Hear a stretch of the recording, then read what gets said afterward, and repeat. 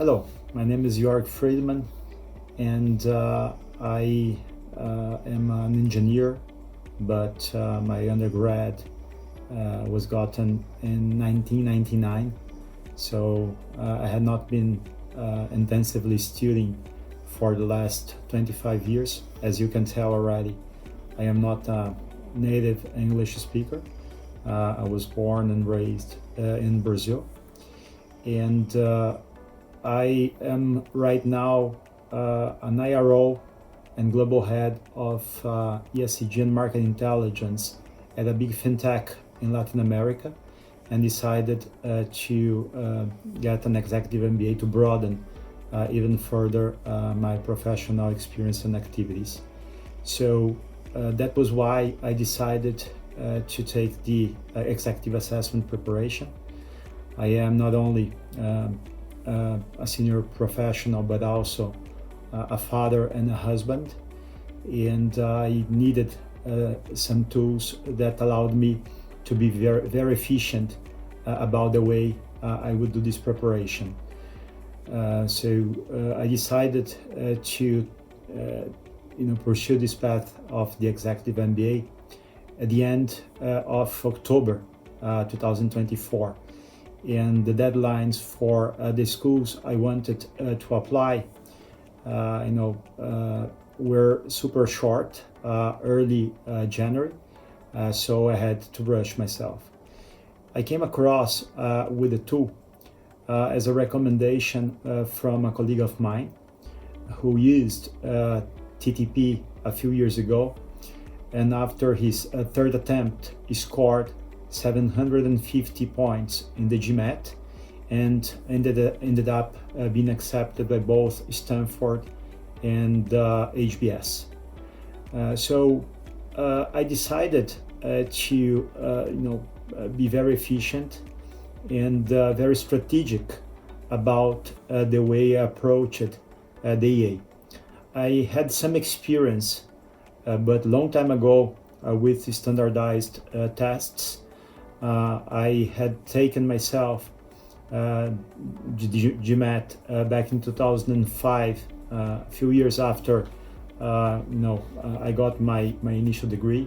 And yes, I am 48 years old right now. So if you are concerned about an ideal timing for you to start, don't be afraid. You can do well if you really want to focus. And I did another GMAT back in 2012. So the first I scored 750, the second time in 2012 I scored 700.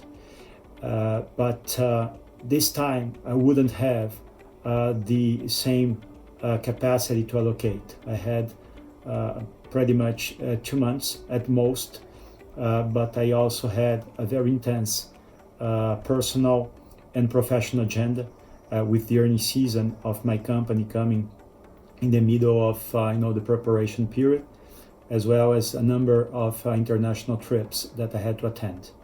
So I would say that I invested about 120 hours using TTP and also the preparation, the official preparation materials of GMAT.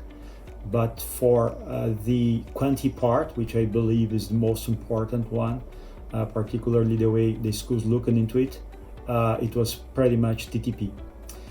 And TTP for me was really insightful, even though I didn't do the mock tests right away, as most people do. I let this to the end of the period. I would say right away I understood that it could help me remembering the concepts that I had not been using for so many years.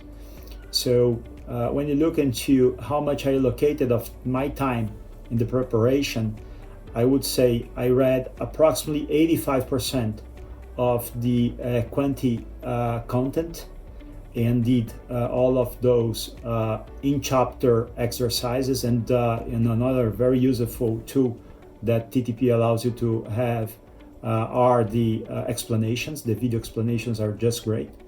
And I took the reinforcement tests at the end of each chapter, and finally some chapter tests. And another very useful thing about TTP is that they have the leveling of the tests, and you can trust because they are credible indeed.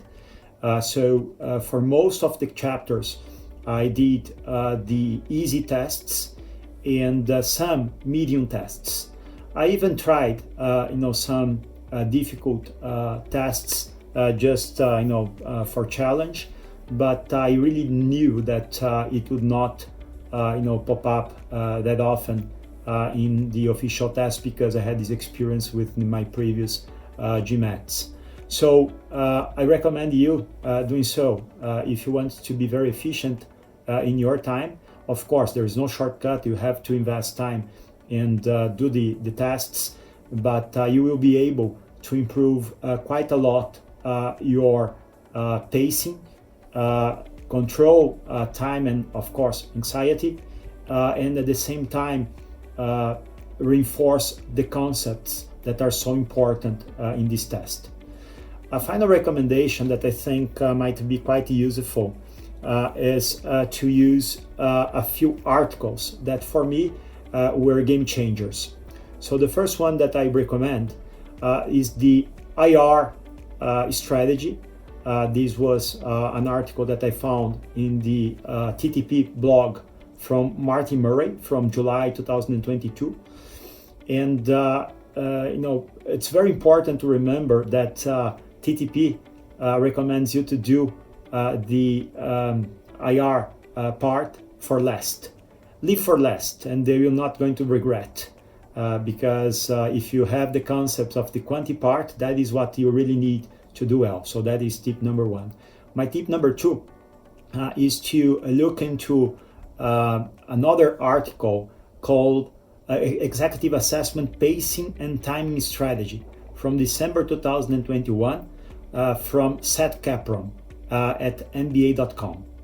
That is a great article that allows you to really strategize the way you're going to approach this test. At the end of the day, the test is all about allocating time for the most, the most optimal results, right? And you will learn with using this article how to skip, questions without significantly affecting your scoring. Particularly, we will also learn that the first part of the IR test is the most important for leveling your test. The test is adaptive, so you should look into that. And best of luck. Last week, I got the news and I was accepted by the executive MBA for both INSEAD and Wharton. Thank you and good luck to you.